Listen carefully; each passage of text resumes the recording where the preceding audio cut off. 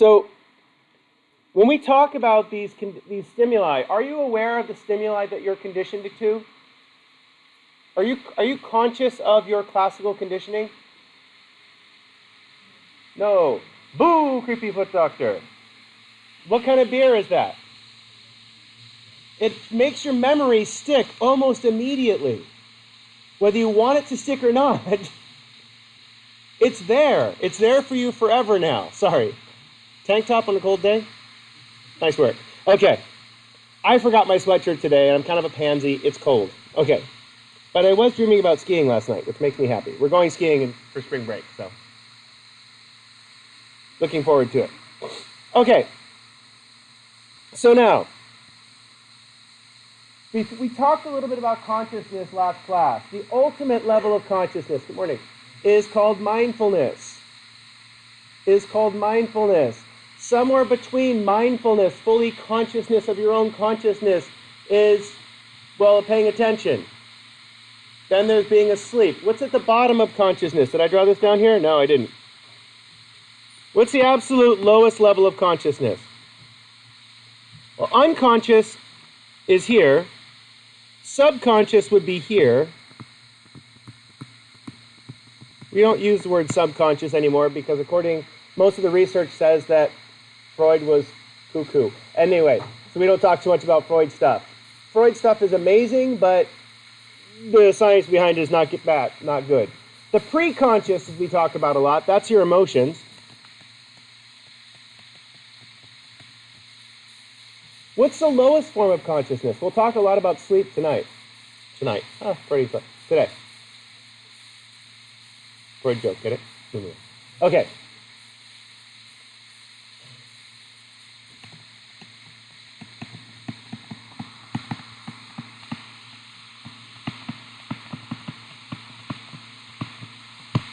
It's called a persistent vegetative state. Persistent vegetative state. This is the lowest form of consciousness. Okay, it's actually severely unconscious.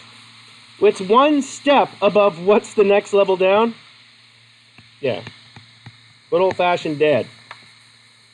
Persistent vegetative state is where the person is maintaining physiological functions. They are staying alive. But what's missing? Brain activity. Well, sort of. So, do you remember his brain, what it looked like? When his eyes were wide awake, when he was looking around, what did his brain waves look like?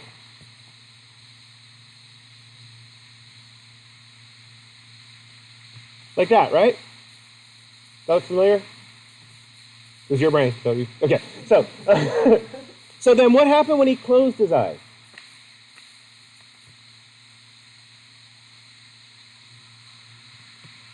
Yeah, less noise, right? So these are called alpha waves.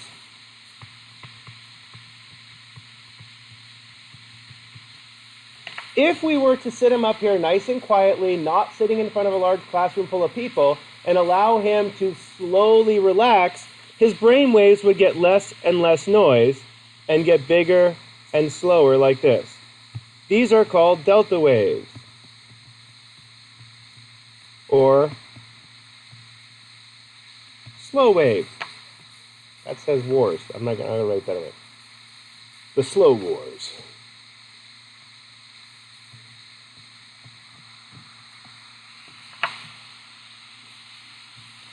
So, a persistent vegetative state has brain waves that look like this. How is that different than delta waves?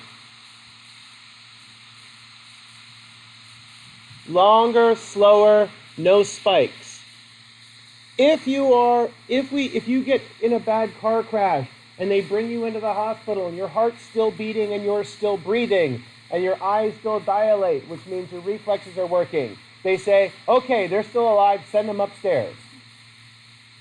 Because as long as you have heart function, as long as you have respiration, even if without respiration, they can still breathe for you. But if you have heart function and your eyes dilate, they're going to shift you off upstairs.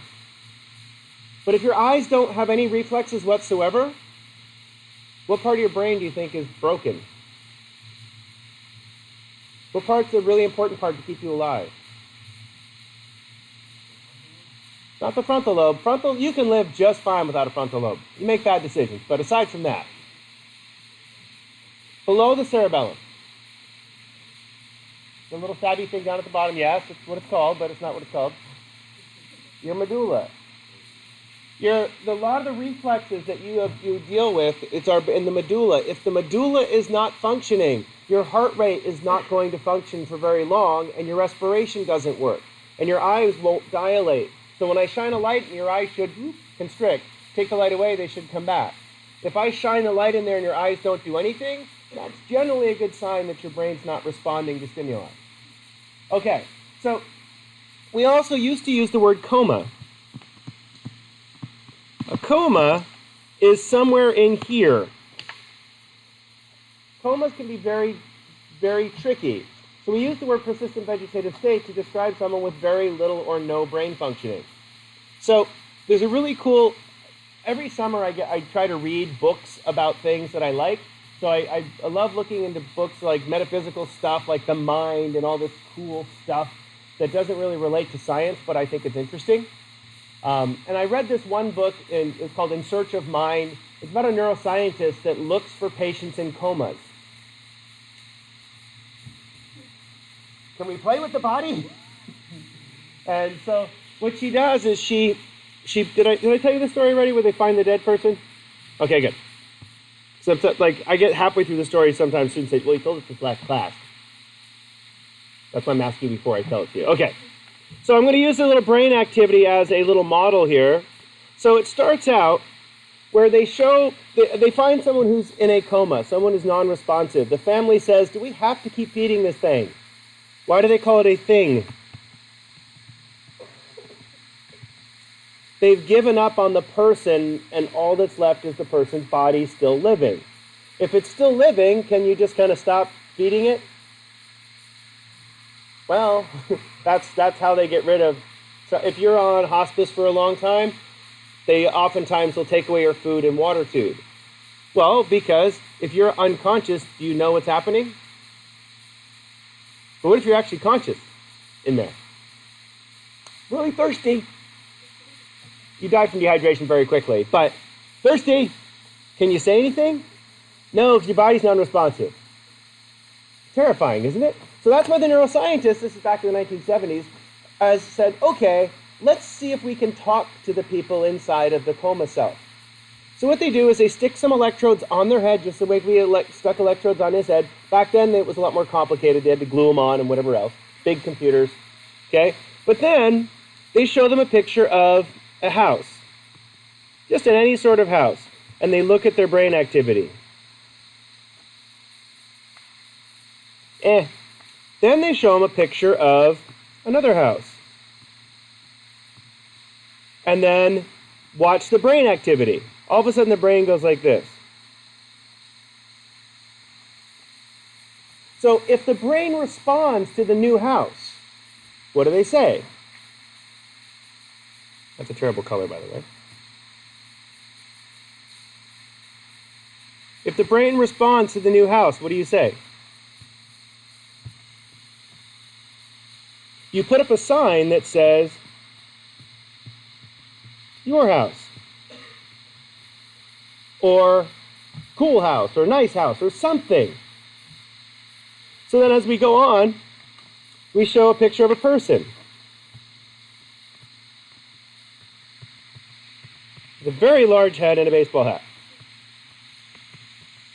Okay? And the person's brain is zigging along.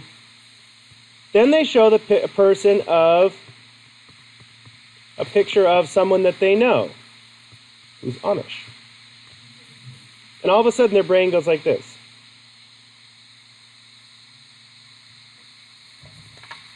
Is that person still alive? Are they still in there? Yes. Okay, so this one, and basically what they're doing is they're looking at the person's brain responses to stimuli. The person cannot move, the person cannot breathe on their own, the person cannot talk on their own. However, can they still communicate? Were you able to control the brain with the computer with your mind? Yeah. One of my students was able to successfully zoom and pan on Google Earth with the brain-machine interface. We did that in the office on Thursday, as opposed to doing other stuff I should have been doing. But it was totally cool. She found the Arabian Peninsula, then she went over and found San Diego on Google Earth, and then zoomed in on San Diego. Just with the machine. Sorry. Okay, so they didn't have the brain-machine interface back then, but all they did, they could remember this. So then they put up on the slide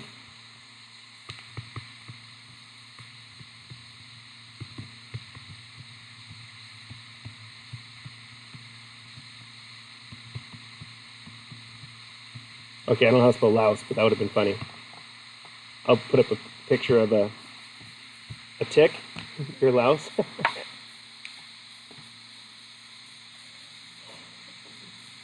Sorry, proud of myself for that. Okay, so as soon as they put up words on here, what could she respond to with the words?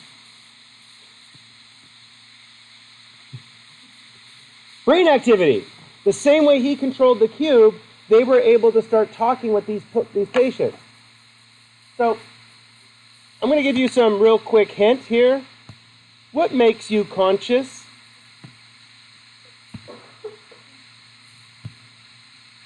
What gives you consciousness? How do you know you're conscious? Nobody's looking sleepy today, so I can't pick on them yet. Oh, wait. Let me show you some. That's self-consciousness. No, but so last night, somewhere, I woke up around 2 o'clock. I had to go to the bathroom, came back to bed. My wife got up to go to the bathroom. The dog got up, walked around in 3 circles, and came back to bed. Because, you know, it's how we do things in the Weinert household. And so I'm lying there thinking about whatever. I've got a big project that I need to get done soon, so I deleted the games off my phone so I can get it done. I'll get them back once I'm finished my project, but I won't play with them until my projects are done. And so I'm thinking about the stupid things that I have to work on, and then all of a sudden my wife goes, "You're snoring."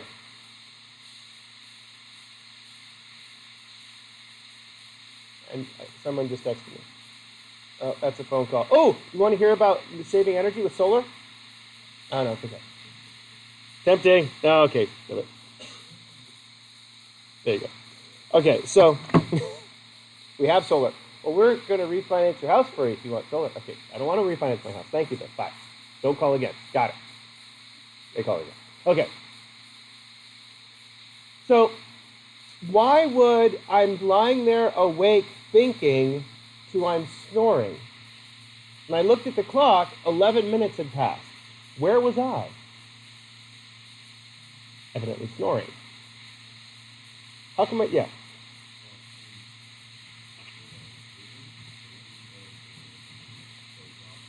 Okay, so as I was thinking, I fell asleep. But in my brain, did I notice when I fell asleep? No. Did I even hear myself? I've heard myself because I recorded myself once because I didn't believe that I snored. And so I did, so I can, and I do. Crap. But I only snore if I'm laying flat on my back. Or I have a cold. My cold is gone. I don't have any symptoms of my cold anymore, so it's not that. But I was lying flat on my back, super comfy, dog right here. She'll get snuggled right here, put her butt right here, and her head right here, and I put my hand, and she puts her hand on top like this, and I can't move. And she's like, and goes to sleep. So I just lay there. Eventually, she'll start twitching, and then I'll roll over. I don't want to disturb her, you know, because she's fluffy. Okay, so, which also started me thinking at 3 o'clock this morning when I was up worried about things, this is why it's okay to sleep with a baby right next to you. I'm a big guy. Have I ever crushed the dog? No! Go ahead, sleep next to the baby. You'll be fine. For some reason, Americans like to shove their babies into other rooms. I don't know why. Sleep with it, right there. Need to feed it? Baby's like, I'm good. You have to get up. They start leaking. Never mind. Okay, so what I think about 3 in the morning.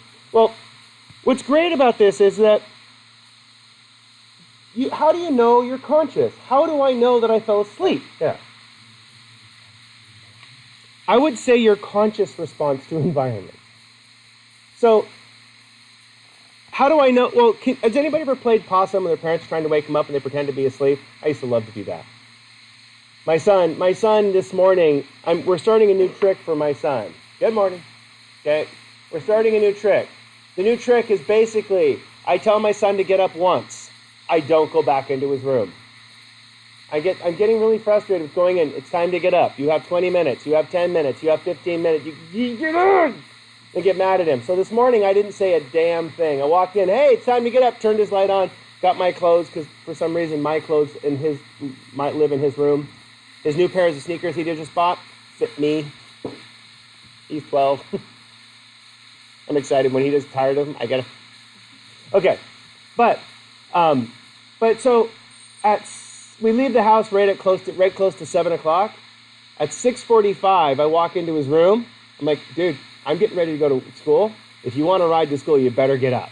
And he's like, well, why didn't you tell me? I did 45 minutes ago. No, you didn't. Even though he answered and responded, what did he do as soon as I walked out of his room? Fell back to sleep. Good English. Thank you. He went back to sleep. He fell asleep again. Okay? And so the whole point of this is, the whole idea is that you're conscious because of feedback. Whoa, that was weird. You're conscious because of feedback. Noise. Noise causes consciousness. Noise causes consciousness. Not just physical noise, but mental noise as well. So one of the ways to become truly mindful is, how do you give yourself feedback? Oh, you've made a leg short today. There we go.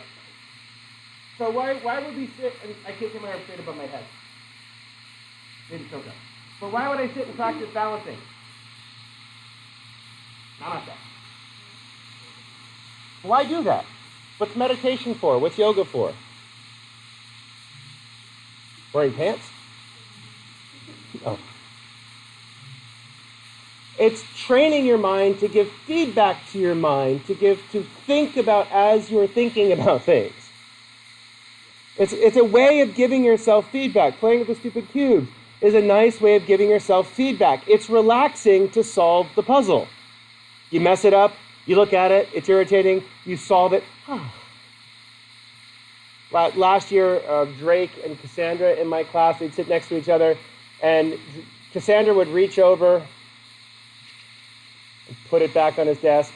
He'd put it underneath the desk, put it back on top of her desk. He wouldn't even blink, because he'd do it under the desk, wouldn't even see it, wouldn't even look at it, and just put it back. Because it's irritating for him to have it not solved. But the idea of this consciousness is that, is this important for you to have this feedback?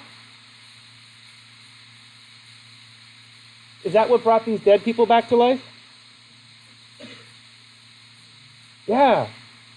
Okay, so we're going to give you some information that'll really help you hopefully with your health and well-being. In order to live a long and healthy life, there are no secrets. There are these 3 things. Okay? Number 1. Did I write this already? Okay, good. Number 2.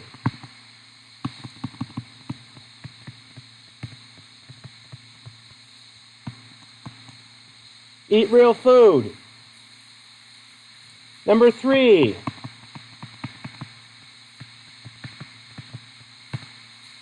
Live an active life. If you follow these things, you will live a long and healthy life. Unless you have some sort of genetic flaw that'll kill you when you're young. Sorry. Choose your parents wisely. Now, we usually put that as 0.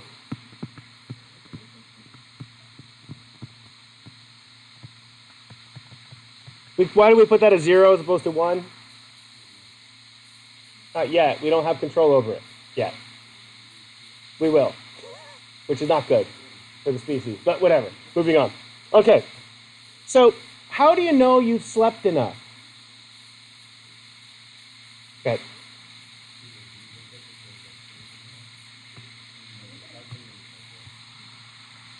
Okay, it's the feedback you get. If you wake up and you're not tired, you've had enough sleep. And you know the best cure for being tired? Go sleeping. So this is one of my favorite research studies. In Japan, there's a lot of research on sleep because Japan society is very push, push, push, push, push, go, go, go. And it turns out that by pushing and going too much, you get sick and are less productive. So a lot of factories and a lot of business places in Japan actually have nap rooms where they let people go in and take naps. It turns out if we let you take a nap in the afternoon, what happens to your productivity? It goes up, so you work less hours because you don't get paid while you're taking a nap. You can work less hours, but you do more work in less hours, and you feel better about it. Okay? So they tried a bunch of different things for these Japanese workers. They're working in a factory. The number one, they gave them amphetamines. Number two, they gave them coffee and donuts. And number three, they let them take naps. Which one cured tiredness the best? Naps. The amphetamines work great for a short period of time. However, the crash is a bitch. Okay, so it turns out that how much should you sleep? What is enough? Yeah, so 6 to 8 hours is pretty much standard. If you are a young person and are still growing, you might need between 10 and 12. A lot of the young males in here need at least 10 hours of sleep a night because if you're an 18-year-old male, you are still growing. I got another inch on me when I grew in college. I grew another extra inch, which is kind of crazy. It's like, wow, Steph Curry was 6 foot when he went to college. He was 6'4" by the end of his freshman year. He grew 4 inches his freshman year of college. Okay, and so when you think about this, if you are growing, you need 10 to 12 hours of sleep a night. Now, so what's important about this is one of my personal things, I try to get 7 hours every single night. I work hard to get 7 hours of sleep every night. We get up at 4. So what time do I go to sleep? 9. At 9 o'clock, sometimes between 8:30 and 9 o'clock, I go to sleep. If I have work to do, I still go to sleep. That's why sometimes it takes a little bit longer for me to grade stuff, depending on how busy my stupid kids' sporting events life is. They made it to the championship round this weekend, so we get to play for the champion. We made it past the first round of the tournament, so now we get to go to the downtown and play the citywide tournament. Both really good games. Anyway, moving on. But because of my kids' sporting events, if I'm out and about doing stuff and my battery dies, I can't work. But how come I don't just stay up all night and work?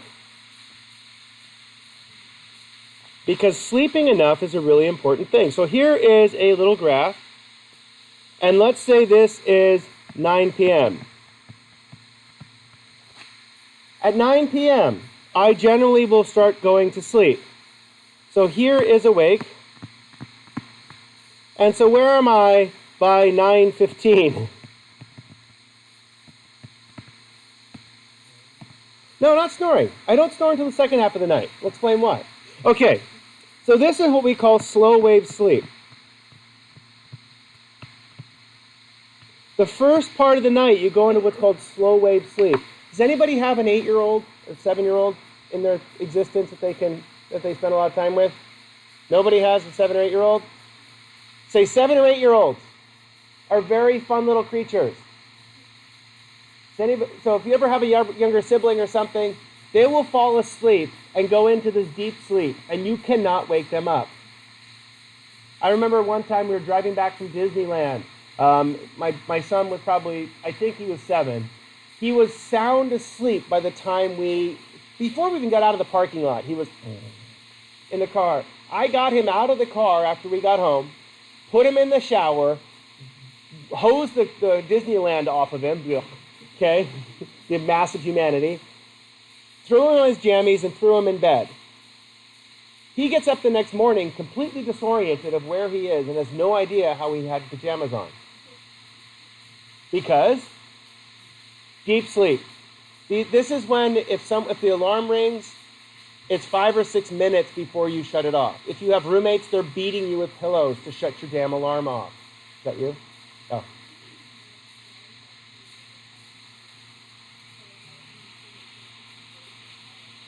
Yeah, just before he's like, this is awesome! Out. And it's great because, and then when you see sleeping like a puppy, puppies do the same thing. They're like frenetic, crazy, and all of a sudden the puppy goes, that's it, punk. And then you pick them up, you carry them around, and they are out. Because when you're in this slow wave sleep, this is when you grow, this is when you repair, and this is for your immune system.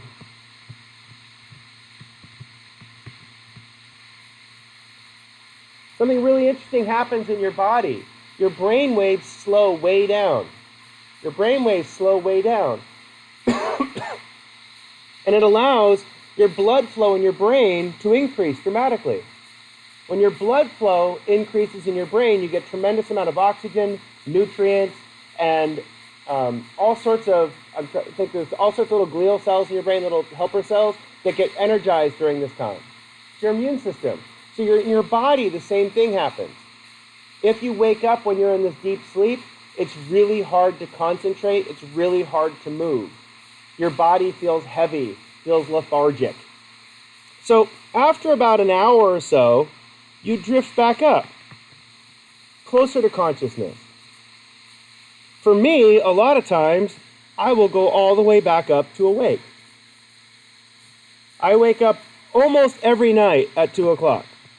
Almost every night at 2. Between 2 and 2:30, I'll wake up. And when I wake up, I'm not really that annoyed by anything. I'm not snoring yet, getting there. But I always seem to wake up after this first half a night's sleep. And in fact, you're supposed to. If you're given a full night's sleep without anybody bugging you or having too much stuff to do, you should get up after about halfway through your night. So 9, 10, 11, 12, 1, 2. So after my 5 hours of sleep, what do? I'm up. So sometimes at midnight I wake up. Sometimes usually right now it's been 2 o'clock. I really hate when I see 3 o'clock when I wake up. I only have an hour left and it pisses me off. Oh, because what if I can't fall back asleep? Dang it. The 11:11. Okay, so we got time. I have a projection clock on the ceiling. And I love my projection clock because it just you can always just see what time it is. It's really nice. It also used to flash with the temperature outside, but that broke, so now it just does the clock. Okay, so something really interesting happens. If you go back asleep, we'll talk about insomnia in a few minutes here. If you go back asleep, you don't go into deep sleep again. What you do is you drift like this through the rest of the night. Every time you come close to consciousness, this is what's called REM sleep. REM sleep, or it's called rapid eye movement. This is dreaming.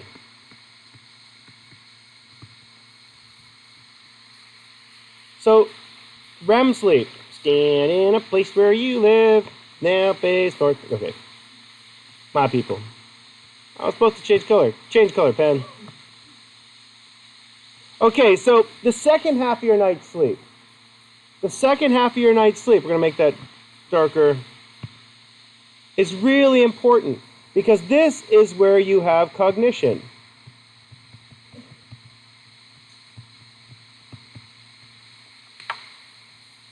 What's really strange about your second half of the night's sleep is this is where you have this cognitive growth. Now, did we talk about, I forget if we talked about this. Remember what a set point is? Did we talk about that for biological drive? Rosa, we talked about it? Okay. So, everybody has a set point of their sleep. A set point is an average. So, a set point is an average. So like, for example, my body's set point for my body weight is 235. If I work really, really hard and watch every single calorie I eat, I can get down to 220. But then if I just kind of stop paying attention for like a day, what happens? I'm at 235. I eat like a freaking pig between Thanksgiving and Christmas, and I weigh 237. I don't gain that much weight. I don't lose that much weight. I stay right at the same body weight because my body has figured out that's a nice average for you. Just stay there. The same thing goes with sleep. If you only sleep 5 hours a night, guess what your body does? Lets you sleep for 5 hours. And what it does is it fixes the cycles, these circadian cycles. It fixes them so that you're getting half of your night's sleep in the first 5 hours and the second half of the night's sleep in the second 5 hours. However, the second half of your night's sleep, this cognitive growth, there's a lot of biological markers and mechanisms that make it work, but you have a biological set point for the amount of cognitive growth that you have. So if I sleep 5 hours a night and I wake up here, what am I waking up with? Tired. Why am I tired? What do I still need? The rest of my night's sleep. So the next night, guess what my body does? How does it adjust? You're absolutely right. I could fall asleep earlier, or, this is the secret thing, you're a little bit maybe doing it, I can't tell the reflection on your glasses today, if you have something called a sleep debt.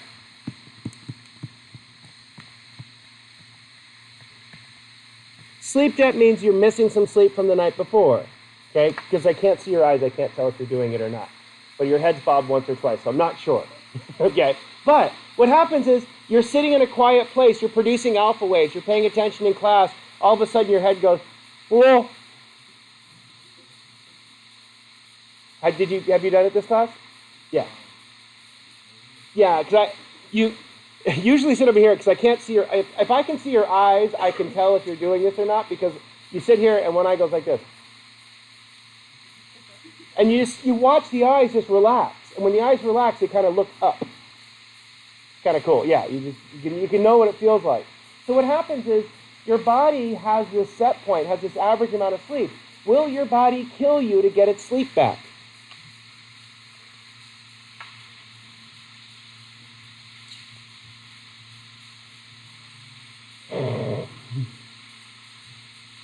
Sleepy driving kills a lot of people. Cell phones, alcohol, and then sleepy driving. In that order. And what causes most people to crash while drunk? Falling asleep. Because the chemicals in alcohol increase the probability of falling asleep. And so what happens is if you have a sleep debt, if you wake up without your proper sleep cycles, you carry those sleep cycles into the next night. Okay, so what is sacrificed? What is sacrificed in it? So let's say we only have 5 hours to sleep. What is your body going to sacrifice? The cognitive growth or immune system growth and repair? This part becomes shorter, and the REM sleep longer. It's called REM rebound. Yeah. Go ahead. Yeah. Well, there's these hormones called PER and TIM. The guy that won the Nobel Prize this last year won them for studying them in fruit flies. Okay, so PER and TIM. Let's just talk about TIM because PER is a little bit more complicated. It's a hormone. It means time. But it's called TIM. Because the guy that figured it out says, wow, look at this. So TIM works, let me just put this little plus. Every hour, it makes a little protein. Chunk, chunk, chunk, chunk, chunk, every hour. So when you go to sleep, you have what's called a TIM chain. So when you go to sleep, especially in REM sleep, and there's a lot of very non-scientific research about this, you have these things called enzymes. What do they do with TIM? Wacka, wacka, wacka, wacka, wacka, wacka. They eat the TIM chain and break the TIM chains apart into their basic components. One of the side effects, again, oh, that's supposed to be a...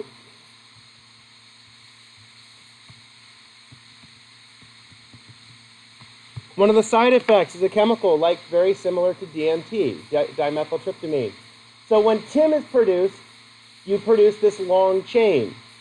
Anybody know what dimethyltryptamine is? DMT? Yeah.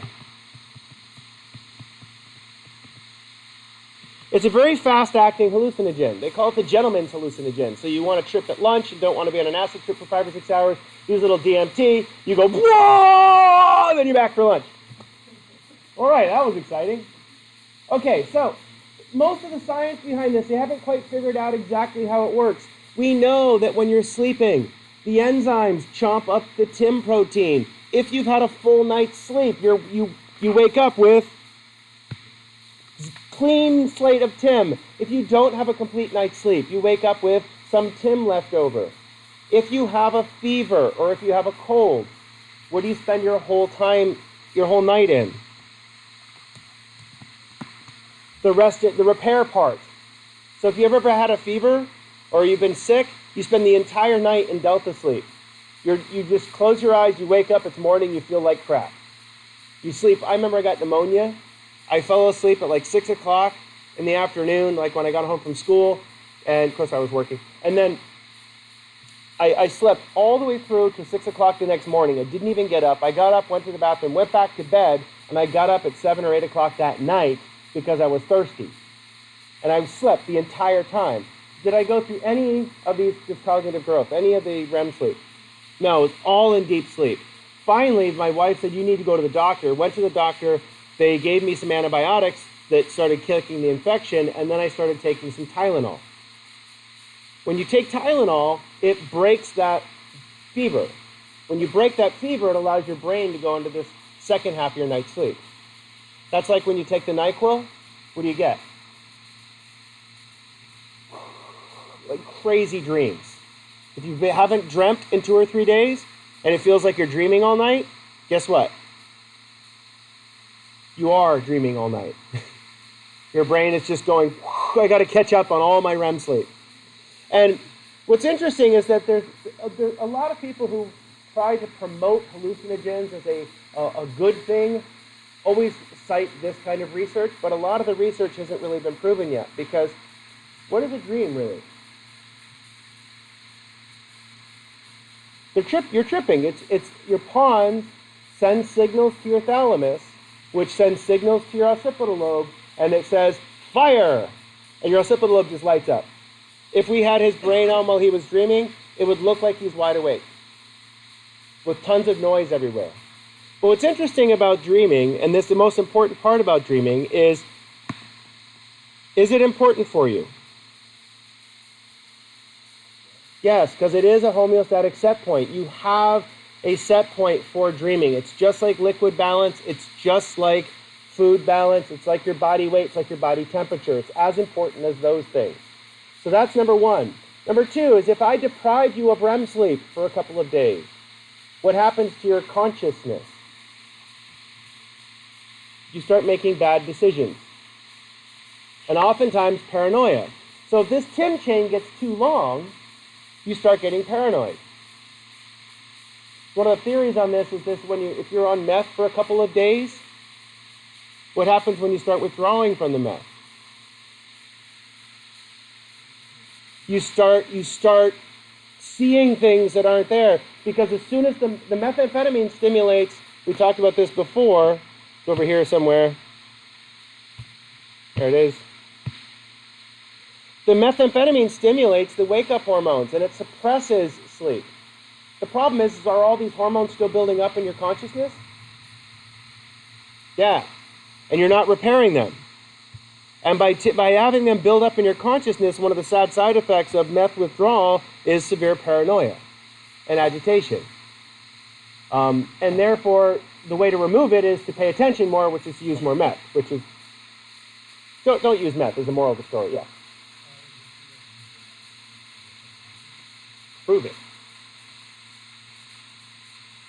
Yeah, no, you can't. So the reason I say that is because it sounds really cool, but I was dreaming last night about skiing and snowboarding, because we're going to go in a couple weeks, and we're at the top of the mountain, and I was trying to go down in the powder where no one else had gone, and I was like hitting all these rocks and hitting all this stuff. I'm not good enough to snowboard through the trees and the rocks and stuff, but in my dream, was I? Yeah, it was awesome. And I get down to the bottom of the hill, because most of the time when we're up there, I'll go skiing for the first part of the day, and then I'll ski all the way to the bottom to the parking lot, get my snowboard, and then go snowboard the second part of the day, because I'm that cool. Or I sort of can't just stand to get bored. But in my dream, I skied all the way to the bottom, and it was all melted at the bottom. And then I got back on the lift to get back up, and I realized that I didn't have my snowboard boots. I was actually wearing these Vans. That's why I wore these Vans today. And because I'm like, I dreamt about those Vans. And I was trying to strap these into my snowboard bindings. And why couldn't I turn? I realized I was wearing sneakers, and I was only wearing one snowboard boot. And then I went down to the bottom of the hill again. It was still really melty, and I went back up the hill again. I realized I grabbed a ski boot, not a snowboard boot. So I had one ski boot on and one snowboard boot on. And it was basically a lot of anxiety and frustration in this dream. But why about skiing? Because we're going to go skiing soon. I have lots of fond memories of skiing, and I see those pictures all the time on my Google Picture Drive all the time of skiing. So my brain just said, skiing! My stupid amygdala said, you've got a lot of work to do this week. So what happened?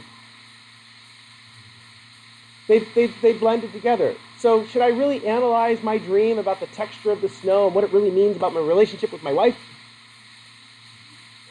That's what a lot of people who do dream analysis really do, is they nitpick it down to the point where they're telling you things about yourself that you don't know. That's not helpful. However, going back to the point of this, what is the ultimate state of consciousness? Mindfulness.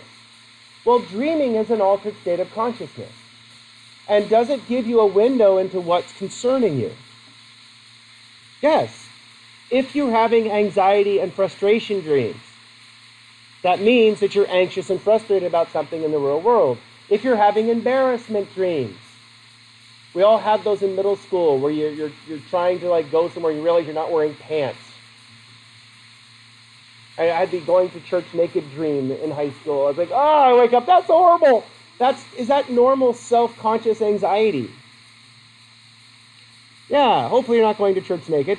Depending what church you go to, it might be acceptable, might not. But it's a Methodist joke coming in there somewhere, but I'll skip it. But the idea of this mindfulness is if you start paying attention to your dreams, you can see that what if you have the same reoccurring nightmare constantly? What can that be a sign of? Trauma. Because your amygdala isn't part of emotional interpretation. And if you're dreaming, and every time you go into a dream, it goes into an anxiety dream, that means your amygdala is still holding on to some serious anxiety. What's the difference between a flashback and a dream?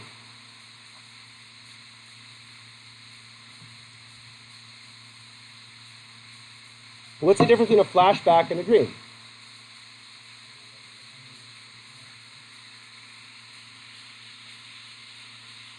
Getting there.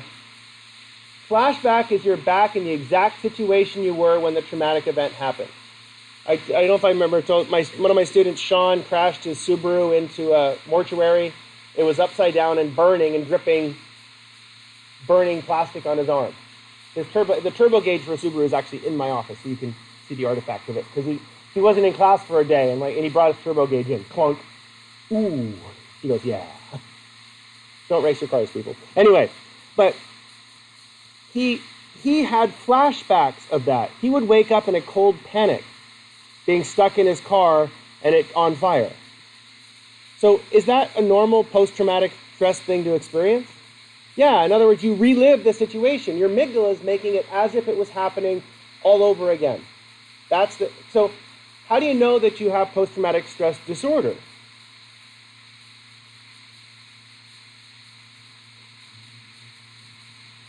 You relive everybody relives trauma right after they have it. That's normal. Every time something really bad happens, you relive it right afterwards. However, what should happen over time? It should get less over time. With post-traumatic stress disorder, what happens is that trauma becomes more over time. And that the trauma, every time you relive it, it's worse than the when you actually had the trauma to begin with. So a lot of times people with post-traumatic stress disorder, what happens when as soon as they hit REM sleep? It's not that they're dreaming about it, they actually relive the event. Because remember, every time they recur, it gets better. Well, better as far as more efficient. And so that's one of the things that they do for therapy, is they try to get people to think about their problem in a safer way without the traumatic event.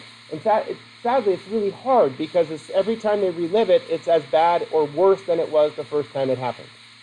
So this is something I want you all to think about now. Whenever you're in a dream state, whenever you're dreaming, you have to say to yourself, oh goody, I'm having a dream. What if it's an absolutely horrible dream and you're like kissing your sister and stuff? Funny, I didn't even think I had a sister. Moving on. What if it's really awful and like creepy? Well, what wants to wake up? Your consciousness wants to wake up, but your consciousness can be in control of your dreams because your consciousness is the one reading the story that your brain is producing.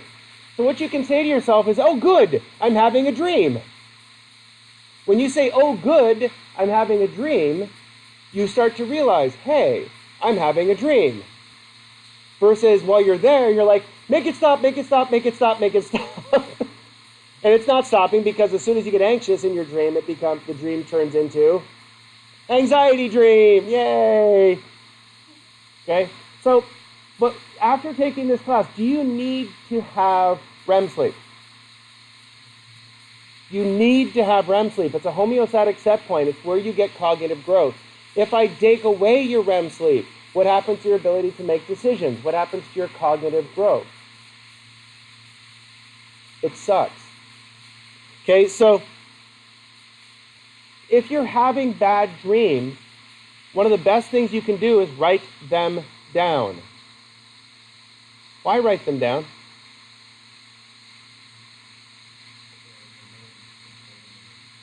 You can realize, well, a lot of times when you try to write your dream down, like, it's really crazy. In my dream, I remember the ski boots that I have are kind of this blue-green color. I remember the blue-green color of the ski boot, and I remember the blue color of my sneaker, and I remember the melted snow and parking lot. But I don't remember a lot of the other details. Because, did I really experience this in my head? No. Where did it... I stimulated my occipital lobe, and by stimulating occipital lobe, those color areas definitely lit up. But I think the main reason is I haven't worn these in a long time because the backs of them are all ripped up inside. They're really uncomfortable. So I duct taped them. So now they're not uncomfortable anymore. I get to wear them again. I really like these shoes. Anyway, I saw them in the video with the little dog. And I said, oh, I want to wear those shoes again. So I dug through the closet and found them and fixed them. So why did I dream about them? I dream about all my shoes. Okay, sorry. Again, whatever stimuli is present in the environment, you will dream about.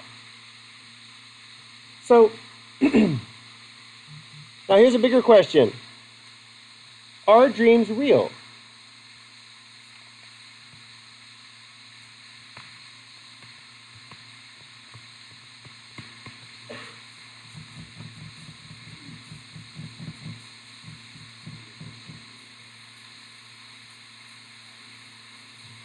So it's happening, but it's not real?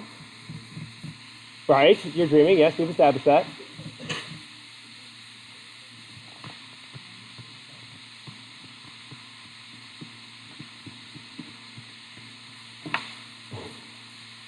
Brace yourself.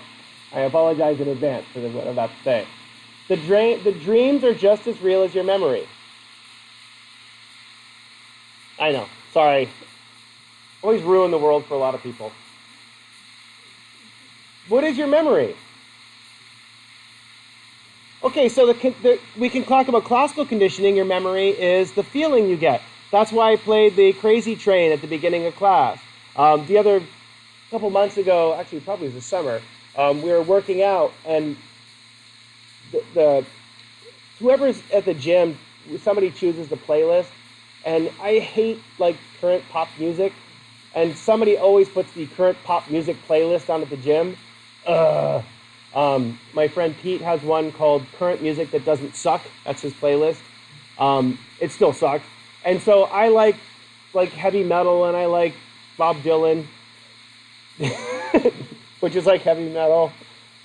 Times they are changing. Okay, sorry.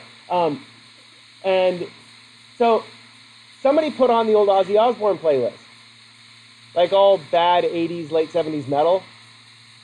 And it's like, I'm like, oh yeah, more weights going on, because what happens? Heck, in my day, that's music. Okay, sorry. But when they, all of a sudden, does that music cause adrenaline? That's classical conditioning. Is that memory?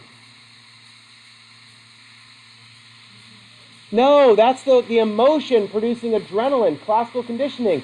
The music, the conscious aspect of music causes the memory. The stimulus of the music causes the adrenaline before the memory. See how I did that? So is a dream the same as a memory?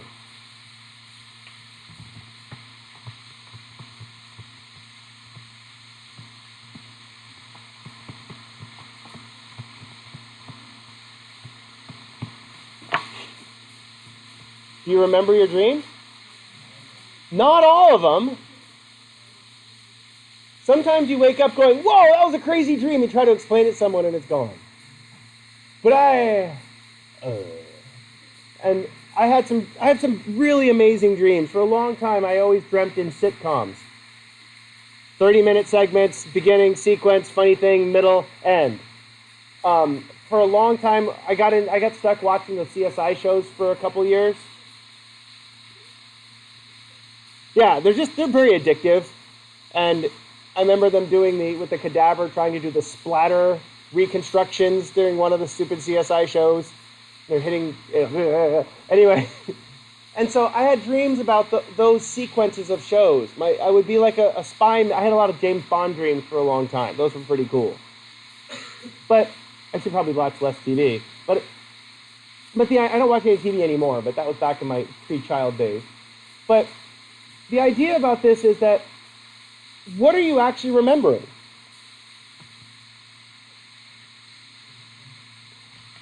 So this is one of the most important things that we really get into here in the next class or two, is that you remember concepts. You remember concepts. And what's really fascinating about how the brain works is your brain works in concepts. And I did that we just came full circle to where we were going, where we started this.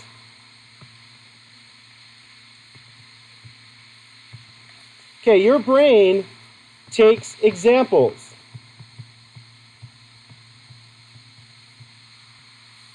And applies them to concepts.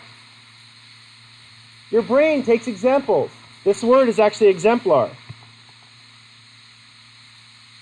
We showed you the babies watching things. When the babies watch things, they put things into examples. They generalize. Guess what your memory does? Generalizes. Your memory generalizes. It takes an example and says, oh, that time. So, do you remember exactly how the world is? What do you remember? More than your perspective, though. Your perspective is a part of your memory. Yeah. You remember parts. You remember examples. Those parts, those examples, rebuild the memory every time you have it. I'm losing some of your attention, so I got to really focus on this. Blah, blah, blah. Blah, blah. Yeah, got it? Okay. So, well, parenting's really easy. What you need to do is... Yeah, and... I'm sorry, my daughter watched that last night. Okay. What movie? Wreck-It Ralph? Wreck the Internet? Fix It, Felix! They adopt a bunch of kids that all... okay. So, yes, it is. If you're like me, I have a bad problem. I remember all the details of crap. Lots of details. Yay, details. But like when I remember dreams, I remember all the details of the dream. Sometimes the point or the big picture of the story is lost to me because I hypervigilate on the details of things. My wife says I do this all the time at home. I hypervigilate on the details of stuff and stop looking at the big picture. Sorry. Well, when you're dreaming, what is your brain generating?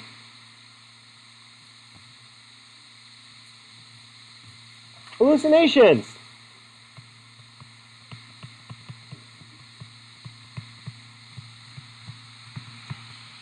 It's activating action potentials. When you are dreaming, listen carefully. I said the Grinch will throw it. Okay. When you're dreaming, you're activating all the details. The details flood your brain. The details flood your brain. Okay, let me ask you about dreaming in a second. Okay. When the details flood your brain, what does your prefrontal cortex have to do?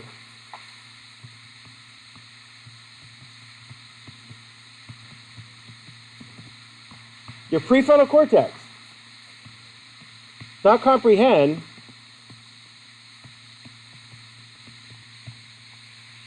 it makes a story out of it. Do humans think in stories? We automatically remember time. First, middle, last. Okay, so, I forget your first name. Alyssa. Alyssa has a tumor on her pituitary-ish area. Okay? It's a part of her brain that produces the hormones. Do you have wacky sleep patterns? I forgot to ask you this the other day. What happens with your sleep?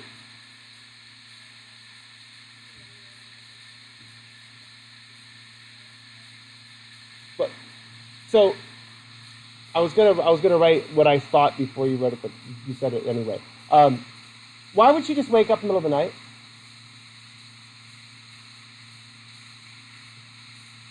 What controls this biological clock in our brain? Per and Tim. Guess where Per and Tim come from? Right where she has the tumor. Okay, so the tumor is affecting one of her... Is both eyeballs or just one? Both eyeballs. So there's a part of the brain called the suprachiasmatic nucleus. The suprachiasmatic nucleus is right inside, right where your two eyeballs cross. And so if that's where the tumor is pressing, that's what affects the production of Per and Tim. And so the production of Per and Tim probably are not regulated well because of the mass. And as a result, your sleep is probably just, you just kind of close your eyes and open your eyes and you're awake. Yeah, because you're probably not producing Per and Tim. Can you kind of go to sleep at any time? Or what? Why can't you go to sleep at any time?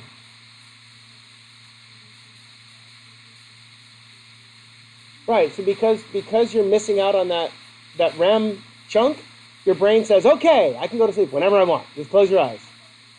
Yeah. And that's so the problem is if you are one of the major problems with sleep is that if you miss it, you start falling asleep whenever your brain has a chance to stop producing alpha waves. In other words, as soon as you stop concentrating on something, you're out. You've done very well so far this semester. I haven't seen you nodding yet. Okay? Well, it requires effort, which makes you tired, which makes you more likely to fall asleep. Okay. No long road trips. Okay. Especially the 395 through the desert. Long, straight road. Easy to fall asleep. You see all the skid marks of people just driving off the side of the road there. Yeah.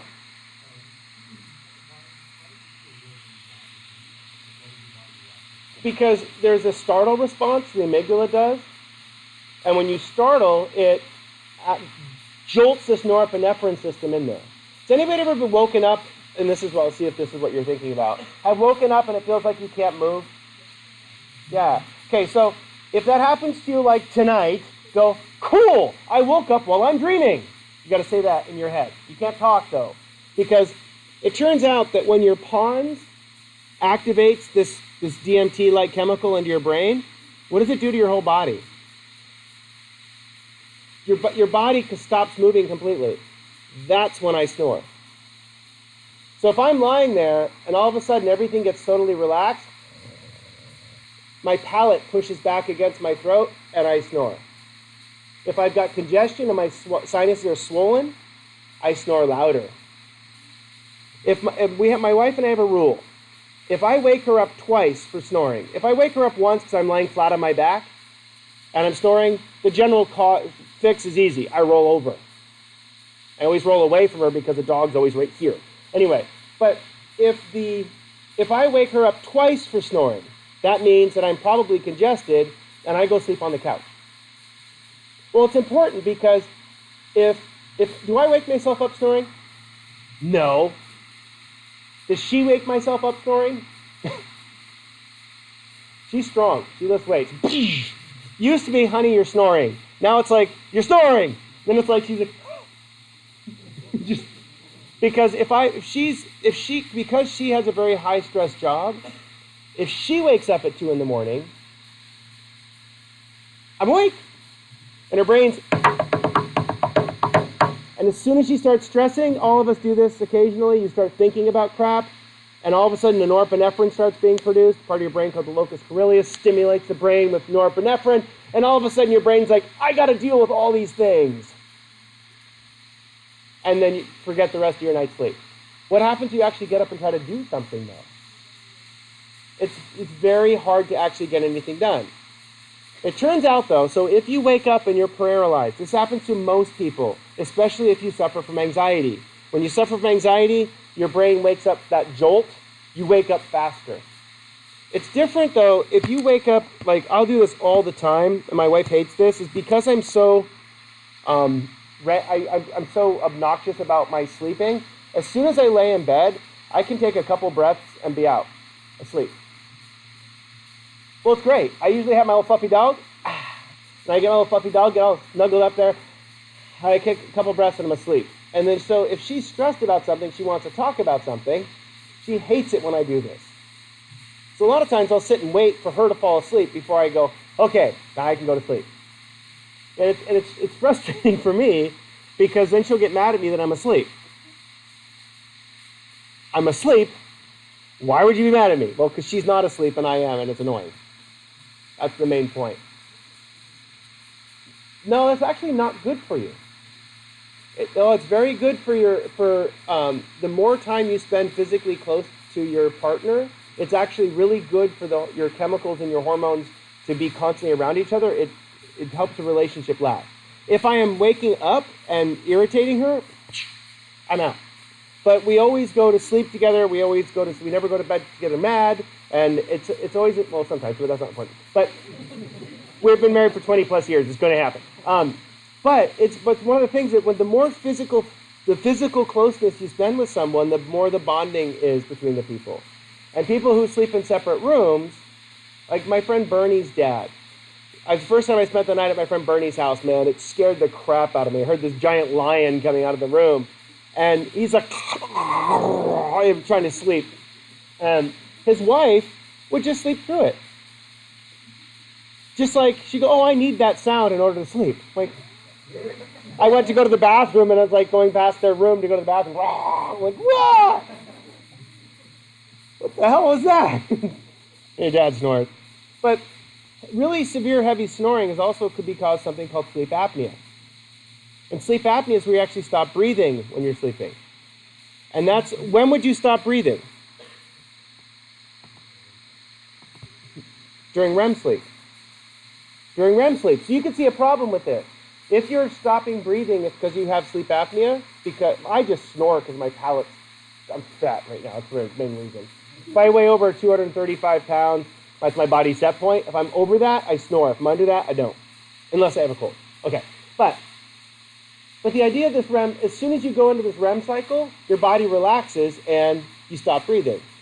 So someone with sleep apnea, it's kind of a vicious circle. They stop breathing, And so they wake up and then they don't have a lot of REM sleep. So the next night, what do? Let's draw this smaller. They have less health and restorative sleep. The next night, they fall asleep right into REM sleep. So what happens to their amount that they're breathing throughout the night? Every night. Gets less. Dr. Doyle, wonderful psych instructor on campus, he teaches online now. He had sleep apnea for a long time. And he wore a blood oxygen sensor at night that would beep and wake him up if his blood oxygen got too low. A couple times throughout the night, his oxygen saturation went down to 60. When do they bring you to the hospital? 80s. My son was 85 because he had the bad croup, and they immediately rushed him to the hospital. And his is getting down in the 60s because he's not breathing, holding his breath for 2 or 3 minutes at a time as he's sleeping. He gasps, has that startle wake up that you just mentioned. You're not really dying, it's just your amygdala. It's like, breathe, let me breathe, panic! But if you're having a really scary dream, can you also be startled and woken up that way? But if you're startled and woken up really quickly, yeah, and your heartbeat starts being really fast, and then all of a sudden, you can't move. That's the sleep paralysis. But what's happening is all that's happened is you've had a dream and it scared you. So if you say in your head, oh, I'm dreaming, cool, I'm getting a good night's sleep, what does it do for the anxiety of the sleep paralysis? It decreases it. One of the fun things to try to do is try to take a deep breath. You can't. Because your medulla and your pons are still in control of your respiration. You aren't. You're just sitting there. You can't even move. You just look around. I must be dead. If you have an evil older brother, they're standing over you with robes and a sickle going, hi! Because evil older brothers, my brothers made me watch Salem's Lot as a kid. It's a horrible, terrifying movie. And so for about 2 weeks afterwards, they'd randomly go tap on my window. Because that's what older brothers are for. I had the most terrible time sleeping. Especially between the ages of 7 and 12, I think, is when they used to torture me. But anyway, then I got bigger than them, and life is good. Okay. Okay, so last thing, really quickly. Why do you have dreams?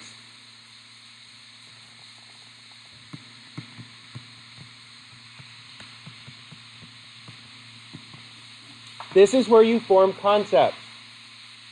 When you are dreaming, your brain is activating stimuli. You are lumping those stimuli together. That's how you form concepts. If you have a difficult test coming up, which you don't, but if you had a difficult test coming up, is it important to stay up all night and study or get a good night of REM sleep? Good night of REM sleep. Students who have good nights of REM sleep the night before a test do better on conceptual tests. Students that stay up all night do better on factual tests, where you have to memorize a bunch of useless crap. Stay up all night and memorize all your useless crap.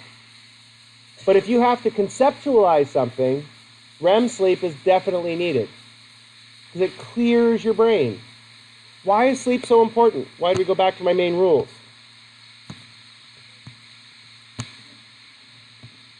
What if you're eating healthy food but not sleeping enough? Your body can't use the nutrients to grow and be healthy. One of the biggest things is that a lot of people who don't get their first half a night's sleep increase the risk of diabetes, increase the risk of anxiety disorders, heart disease, just by skipping this first half of night's sleep. Sponsored by Sleep Train. All right.